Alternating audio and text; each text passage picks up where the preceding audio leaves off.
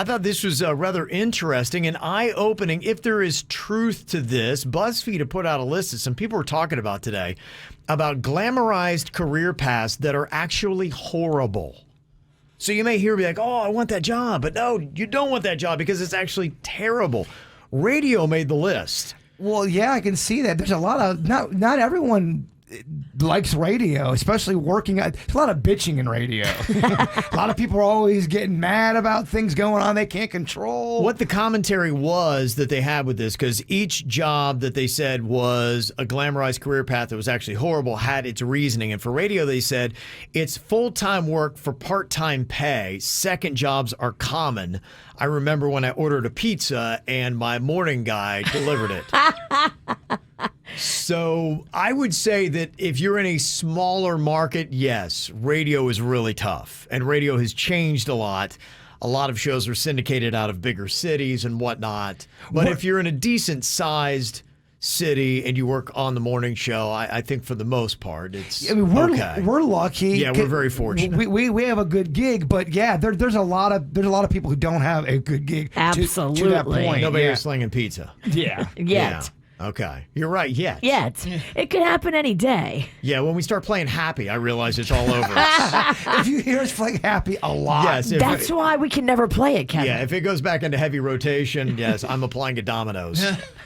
They said chef, glamorized career path that is actually horrible. Long hours, bad environment, and nothing is ever good enough. Yeah, there's a lot of drama in a kitchen. Yes. There's a lot of pointing fingers. There's a lot of fighting. It can be rough. And you don't get your holidays, you don't get your weekends, you don't get your nights. And there's times it's a thankless job as well, where you go through. You're supposed to have a good meal. You're supposed to cook something that tastes good. But if it doesn't taste good, you're going to hear about it. Especially in this city, everybody loves to complain. Yeah, oh, just this city. Just this fancy pants. I noticed it when I was flying back into West Palm Beach.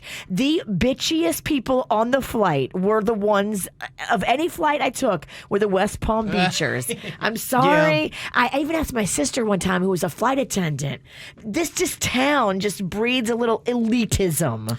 I would guess the two toughest cities in America or areas to be a chef would be New York City and South Florida. Yeah, I would agree with that. Because I think that you have high-end, rich people that like to complain. And that's a bad combination for chefs. Mid-level people that like to complain like they're full-on rich people. Sure, yeah.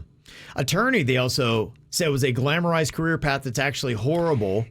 I'm noticing a theme here. It's all long hours. All of these gigs are all long hours. A lot of them. They had said, you know how you did term papers in college? Well, I do term papers every day, all day, endlessly. Oh. And yeah, I was in pre-law before anything else. My dad's an attorney, and he sat me down and he said, pretty much what I do is I sit here and see these really big, long, boring books. I read them a lot. And I was like, ooh, I don't want to do that. That's tough. So that's why I steered away from that.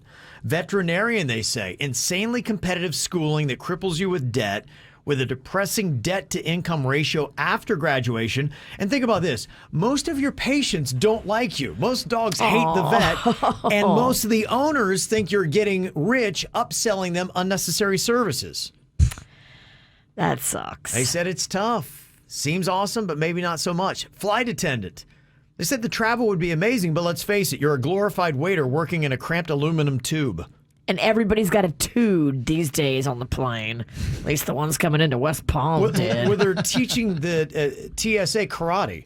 I mean, that'll tell you that we've got a problem going on at our airports. It's pretty badass, though. That's awesome. I love that they're learning karate. It's the greatest. That's so awesome. I just hope I'm going through TSA when one of them has to practically apply it. You're all going to be wearing gis with black belts. I'm not going to lie. That's the best thing I heard all week. What is that?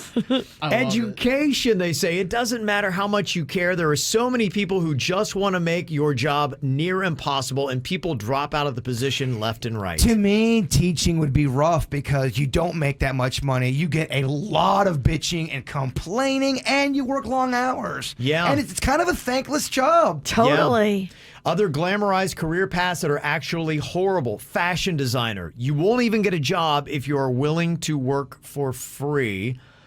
An architect, there's a lot of criticism and stress in the beginning, lots of late nights and hard work. And at the end of your work, you get insulted publicly.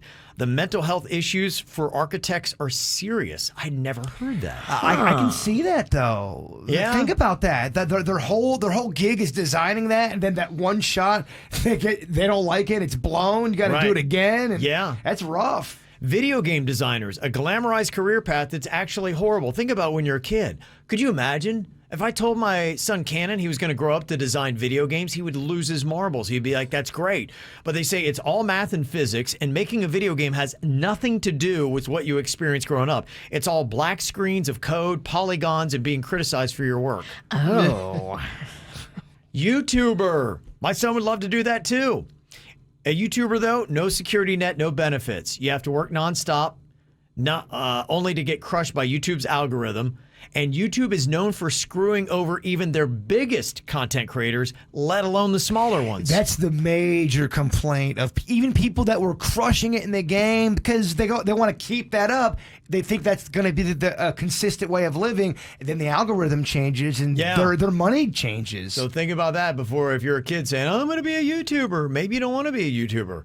Another glamorized career path that's actually horrible, political staffer. Most jobs in politics pay very little money and require you to work 80-plus hours a week for a boss who's guaranteed to have a gigantic ego.